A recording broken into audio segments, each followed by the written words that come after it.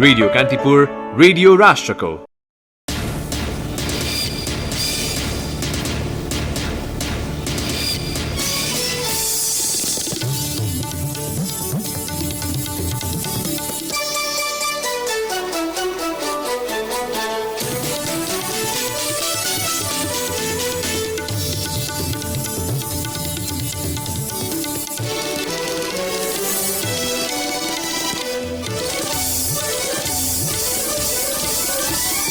सभामुख र सांसद दुवै पदबाट राजीनामा दिन सुझाव सहितको पूर्ववत निर्णयका कारण पूर्व सभामुख महरालाई पार्टी प्रवेश गराउन नेकपालाई प्रक्रियागत अप्ठ्यारो, महराको सांसद पद निलम्बन भनी फुकुवा।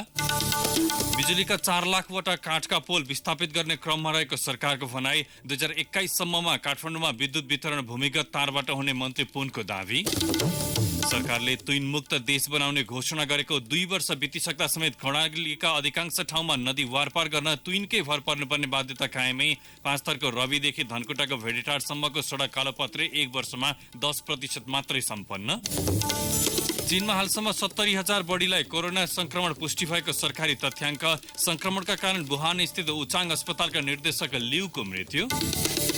र भारत दार्जिलिङको एमएफसीलाई पराजित गर्दै त्रिभुवन आर्मी झापामा जारी शताक्षी गोल्ड कप फुटबलको सेमिफाइनलमा। नमस्कार, कान्तिपुर डायरीबाट साथी बासु अनि तेजेन्द्रको समाचार अब विस्तारमा।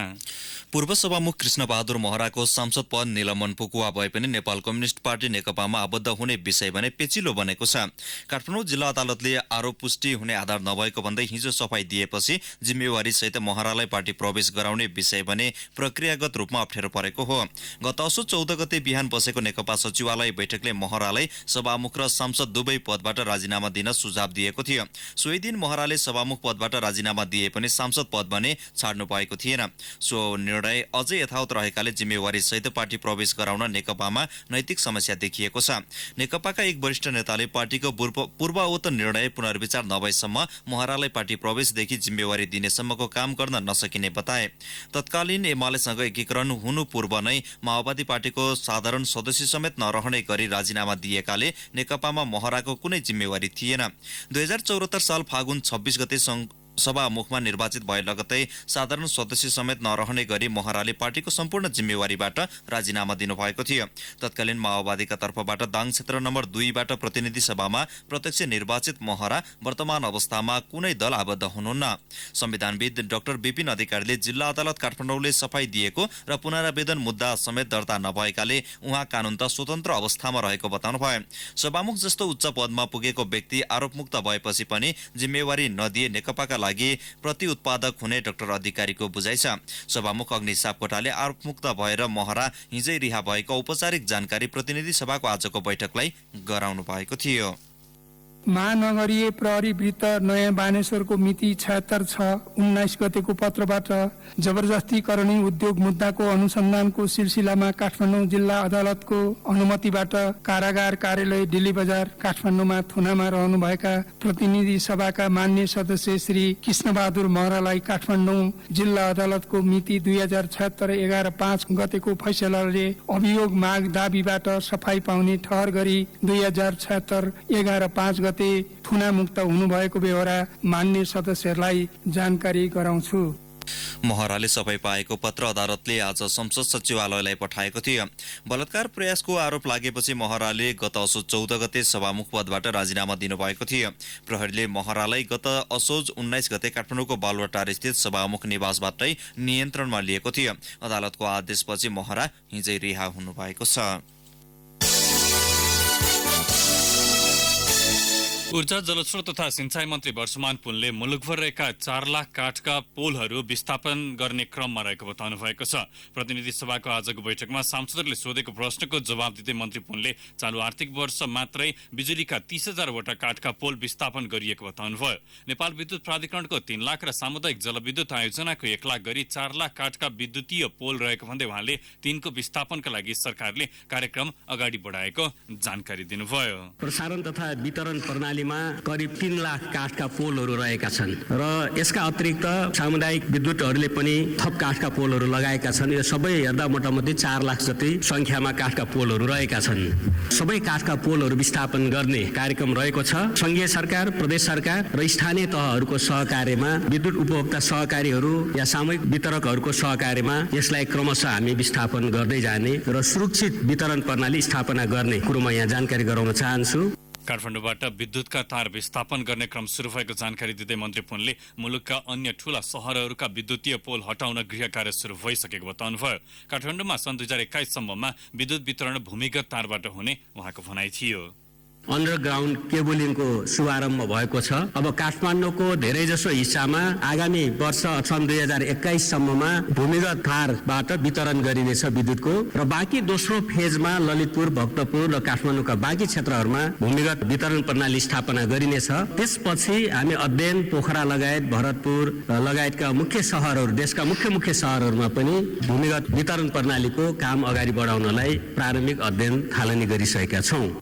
मध्य पहाडी र हिमाली क्षेत्रका विद्युतीकरण हुन बाँकी रहेका र राष्ट्रिय प्रसारण लाइनबाट बाहिर रहेका जिल्लाहरूमा आगामी 2 वर्षमा बिजुली पुर्याउने मन्त्री पुनले प्रतिबद्धता व्यक्त गर्नुभयो। 88% घर परिवारमा विद्युत पहुँच पुगेको छ।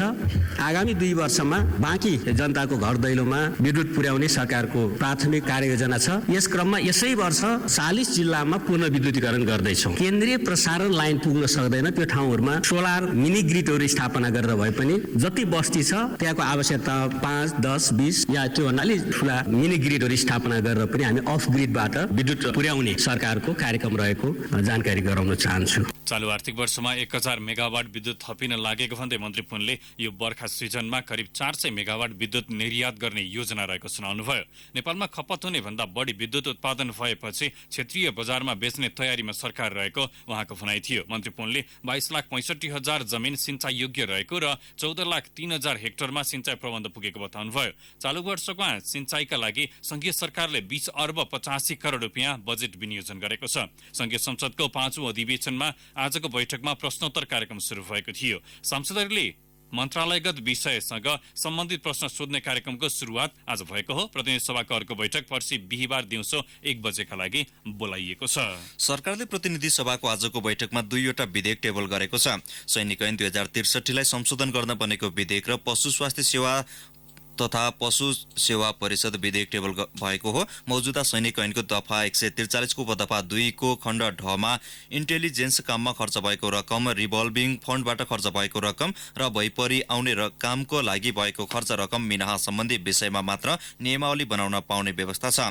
विधेयक टेबल गर्ने क्रममा रक्षा मन्त्री ईश्वर पोखरेलले सैनिक इन्टेलिजेन्स सेवा गठन र सञ्चालन सम्बन्धमा नियमावली बनाउन सक्ने स्पष्ट व्यवस्था नरहेकाले ऐन संशोधन गर्न लागि बताउनुभयो। उहाँले सैनिक इन्टेलिजेन्स सम्बन्धी हाल भइरहेको कामलाई व्यवस्थित र थप प्रभावकारी बनाउन सैनिक इन्टेलिजेन्स सेवा गठन तथा सञ्चालन सम्बन्धमा समेत छुट्टै नियमावली तर्जुमा गरी कार्यान्वयन गर्न ऐन संशोधन गर्न लागि बताउनुभयो।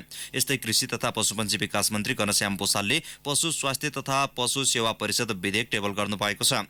राष्ट्रिय सभाबाट आएको मिडिया काउन्सिल विधेयक पनि आजै टेबल भएको छ। उता प्रदेश सभा 1 का सांसदहरूले प्रदेश राजधानीको संरचना बृहत विराट विकास क्षेत्रभित्र राख्न सरकारलाई दबाब दिन थालेका छन्। सरकारले तोकेको बृहत विराट क्षेत्रभित्र प्रदेश सरकारको संरचना स्थापनाका लागि सांसदले संसदबाटै दबाब सुरु गरेका हुन्। प्रदेश 1 का प्रदेश 1 मा प्रतिपक्षी दल संयुक्त लोकतान्त्रिक राष्ट्रिय मञ्चका नेता विष्णु तुम्बा हाम्फेले पूर्व सहमति अनुसार प्रदेश सरकारले बृहत विराट विकास क्षेत्रभित्र प्रदेश राजधानीको स्थायी संरचना निर्माण नगर्ने धरना बस्ने चेतावनी दिनुभयो।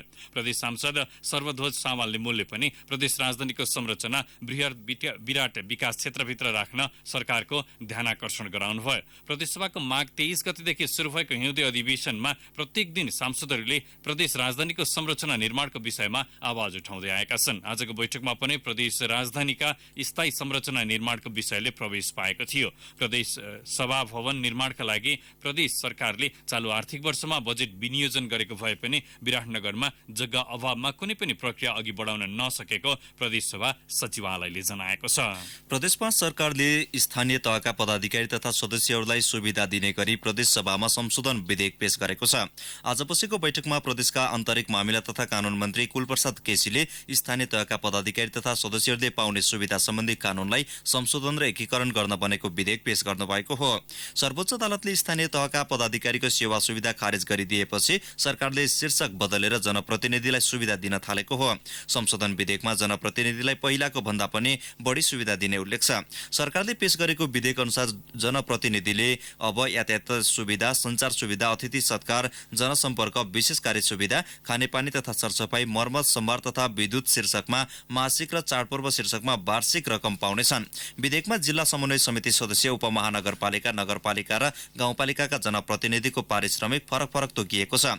स्थानीय तहका जनप्रतिनिधिको सेवा सुविधा संविधानको धारा 220 को उपधारा 8 र धारा 227 विपरीत भएको भन्दै अधिवक्ता लोकेन्द्र ओलीको रिटमा सर्वोच्च अदालतले सो सेवा सुविधा रोक्न फैसला गरेको थियो।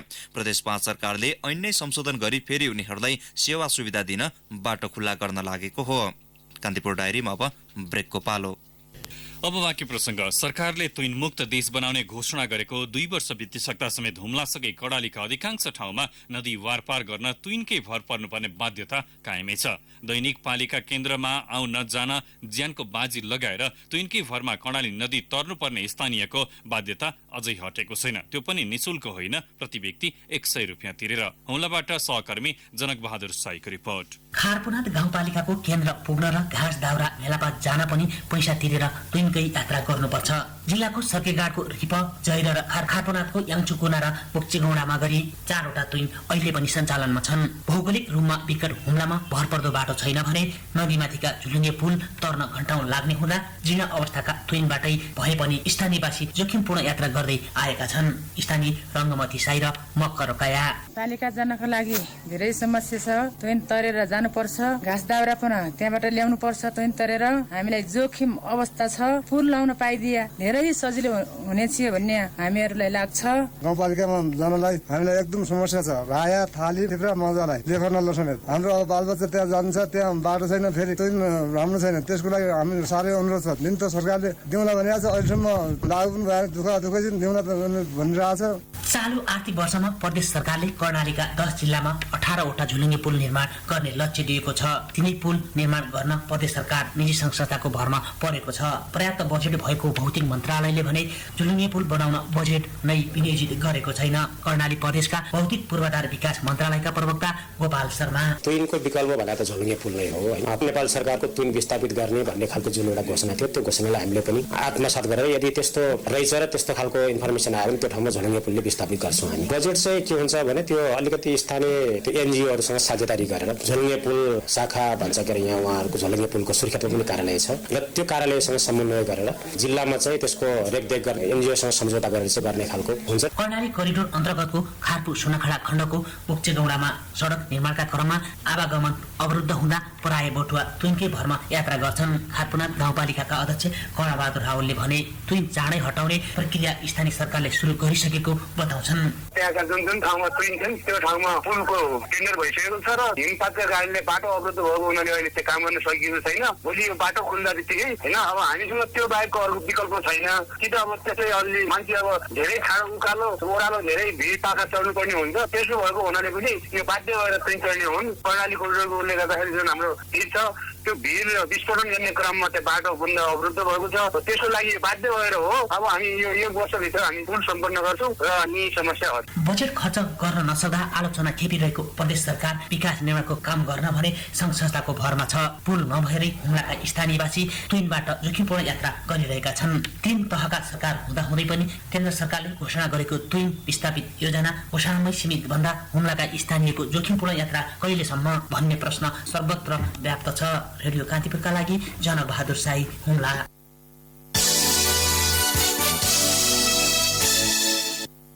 गौरवशाली योजना अन्तर्गत 5 थरको रविदेखि धनकुटाको बेडेटारसम्मको सडक कालोपत्रे कार्य सुस्त गतिमा अघि बढेको छ। 103 किलोमिटर सडक 3 वर्षभित्र कालोपत्रे गर्ने गरी गत वर्ष नै काम सुरु गरिएको थियो, तर 1 वर्षको अवधिमा जम्मा 10% मात्र काम सम्पन्न भएको छ। यसका आधारमा अबको बाँकी 2 वर्षको अवधिमा काम सम्पन्न नहुने निश्चित छ। अझै पनि बाटो चौडा गर्ने कार्यमा मात्र अलमल भएको निर्माण कम्पनीका प्राविधिकहरू बताउँछन्। काम गर्न सबैभन्दा ठूलो समस्या सडक निर्माण स्थलमा रहेका सामुदायिक वनका रुख कटान रहेको सडक निर्माणको जिम्मा लिएको भारतीय company Exim bank project coordinator MK मण्डलले बताउनुभयो। सामुदायिक वनले रुख कटान अनुमति दिन ढिलो गर्नुका साथै बेमौसमी वर्षात भएकाले निर्माण कार्यमा बाधा पुगेको उहाँको भनाइ छ। सो क्षेत्रमा 3 दर्जन बढी सामुदायिक वन छन्। वन कार्यालयका सहायक वन अधिकृत बद्री पौडेलले भने निर्माण कम्पनीले नै ढिलो गरी रिपोर्ट पठाउँदा कार्यालयले छानबिन गर्न ढिलाइ भएको दावी गर्नुभयो।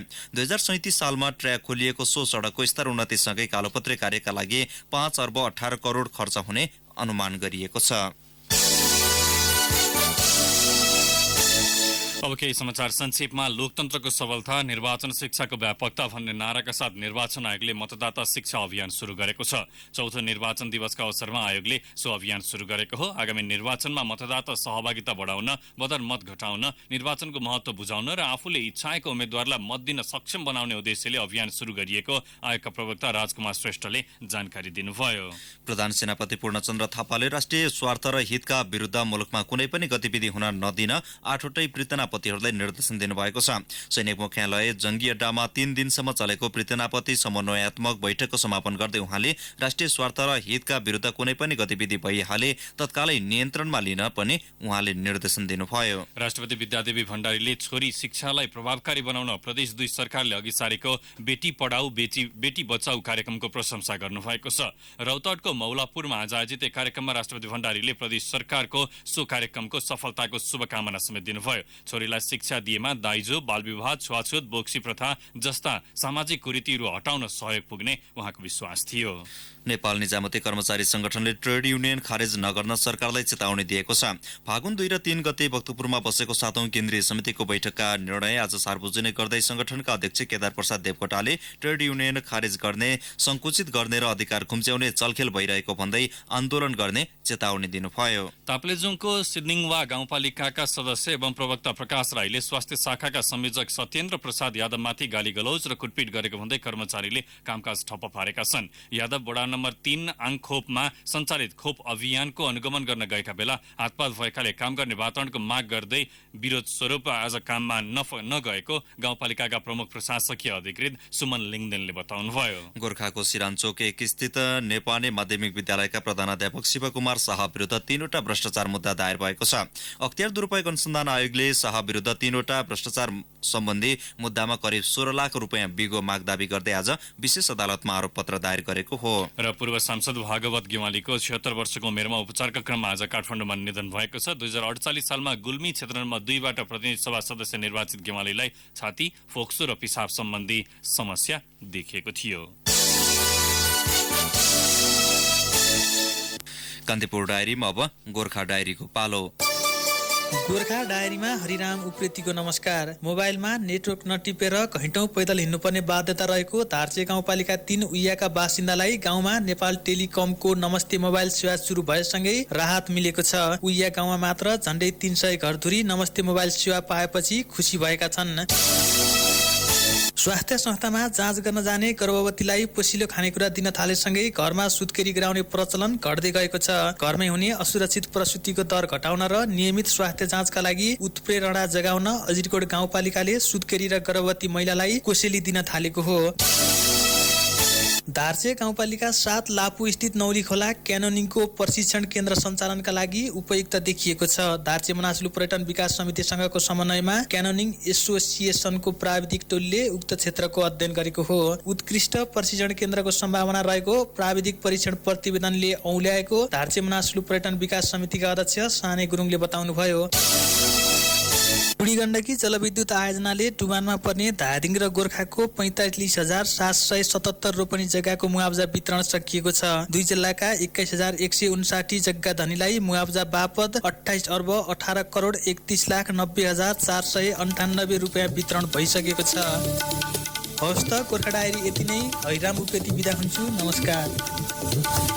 गोर्खा डायरीपछि कान्तिपुर डायरीमा पुनः ब्रेकको पालो। अब आर्थिक प्रसङ्ग। चल्ला र दानाको अस्वाभाविक मूल्य वृद्धि गर्ने उद्योगीलाई कारवाही गर्न कुखुरा पालक किसानहरूले सरकार समक्ष माग गरेका छन्। चल्ला र दानामा मूल्य बढाएर कालोबजारी गर्ने उद्योगीलाई कारवाहीको माग गर्दै कुखुरा पालक किसानहरूले वाणिज्य आपूर्ति तथा उपभोक्ता संरक्षण विभागमा आज ज्ञापन पत्र बुझाएका छन्। उनीहरूले चल्ला तथा दानामा अस्वाभाविक मूल्य वृद्धि गरी कुखुरा पालक किसानहरूलाई शोषण गरिरहेको राष्ट्रिय कुखुरा पालक संघर्ष समितिले आरोप लगाएको छ। कालोबजारी गर्ने उद्योगीसँग सरकारको पनि मिलेमतो रहेको आरोप किसानहरूको छ। संघर्ष समितिले यसअघि गत माघ 20 गते विभागलाई लिखित रूपमा निवेदन दिएको थियो, तर अहिलेसम्म विभागले कुनै छानबिन तथा अनुगमन नगरेको भन्दै किसानहरूले आपत्ति जनाएका छन्। चल्ला र दानाको मूल्य बढाउने उद्योगीको सिन्डिकेटका कारण साना किसानहरू विस्थापित हुने अवस्थामा पुगेको राष्ट्रिय कुखुरा पालक किसान संघर्ष समितिका संयोजक विष्णु खड्काले बताउनुभयो। चल्लाको लागत मूल्य बढीमा 35 रुपियाँ हुँदाहुँदै 70 रुपियाँमा बिक्री गर्नु तथा थप मूल्य बढाएर चलखेल हुनुले पनि विभाग र उद्योगी बीच मिलेमतो रहेको प्रष्ट हुने उहाँको आरोप छ। एक साताको अवधिमा एउटा चल्लाको प्रतिगोटा मूल्य 30 रुपियाँ र दानाको मूल्य पनि अत्यधिक वृद्धि गरिएको संयोजक खड्काले बताउनुभयो। उद्योगीले आफू अनुकूल दाना तथा ह्याचरी उद्योग संघ गठन गरी बजार र सम्पूर्ण किसानलाई नियन्त्रणमा राख्दा समेत विभाग मौन बसेको ज्ञापन पत्रमा उल्लेख गरिएको छ।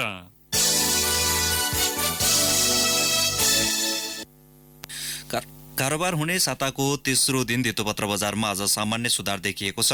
बजार परिसूचक नेप्से आज 1.77 अङ्कले बढेर 1400.1 बिन्दुमा पुगेको छ। नेप्सेमा आज 2 अर्ब 12 करोड 59 लाख रुपियाँ बढीको कारोबार भएको नेपाल स्टक एक्सचेन्जले जनाएको छ।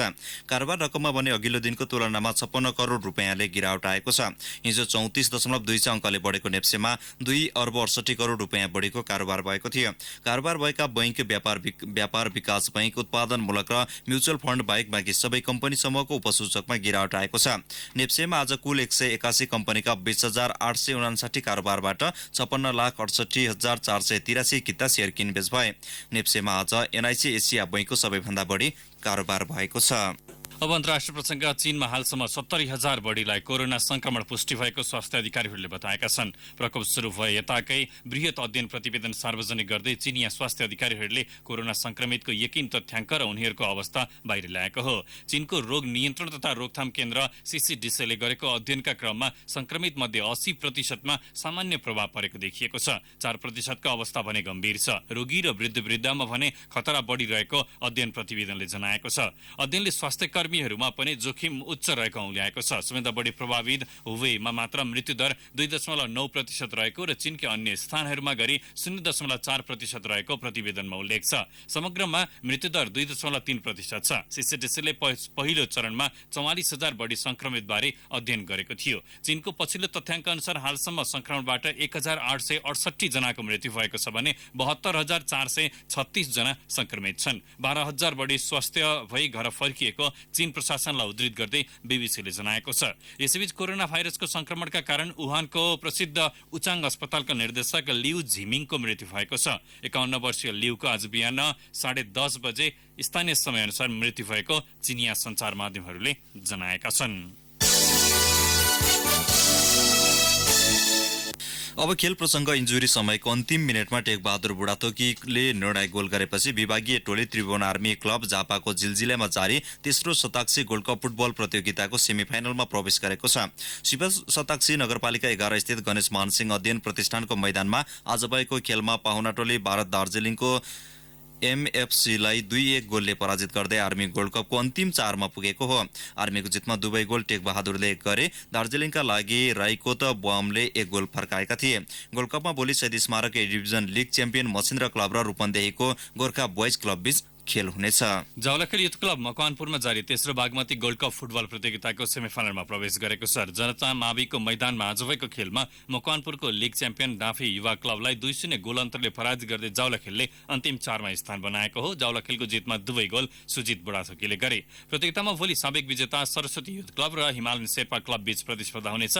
आगामी मंगलबारसम्म चल्ने प्रतियोगिताको विजेताले 6 लाख र उपविजेताले 3 लाख रुपियाँ प्राप्त गर्नेछन्। जनकपुरमा भोलिबाट दोस्रो राष्ट्रिय ह्यान्डबल प्रतियोगिता हुने भएको छ। जनकपुरको रंगभूमि मैदान 12 बिघामा भोलिबाट हुने दोस्रो महिला राष्ट्रिय ह्यान्डबल र प्रथम पुरुष राष्ट्रिय ह्यान्डबलको तयारी पूरा भएको जिल्ला ह्यान्डबल संघ धनुषाका अध्यक्ष बिमलेश सिंहले बताएका छन्। प्रतियोगितामा आयोजक जनकपुर विभागीय टोली नेपाल आर्मी, सशस्त्र प्रहरी, एपीएफ को महिला र पुरुषसहित 9 टिम सहभागी हुने संघले जनाएको छ। आगामी शनिबारसम्म चल्ने प्रतियोगितामा जम्मा 16वटा खेल हुनेछ। प्रतियोगिताको विजेता महिला टिमलाई 51,000, दोस्रोलाई 31,000 र तेस्रो हुनेलाई 21,000 रुपैयाँ सहित ट्रफी प्रदान गरिने आयोजकले जनाएको छ। पुरुषतर्फ प्रथम हुनेलाई 31,000, दोस्रोलाई 21,000 र तेस्रो हुनेलाई 11,000 नगद र ट्रफी प्रदान गरिनेछ। स्थानीय र प्रदेश सरकारबाट सहयोग माग गरे पनि प्राप्त हुन नसकेको आयोजकले जनाएको छ। हवस् त कान्तिपुर डायरी अहिलेलाई यहीँ सकिन्छ। बासु र तेजेन्द्र विदा भयो। नमस्कार। सूचना र मनोरञ्जनको संवाहक रेडियो राष्ट्रको रेडियो कान्तिपुर।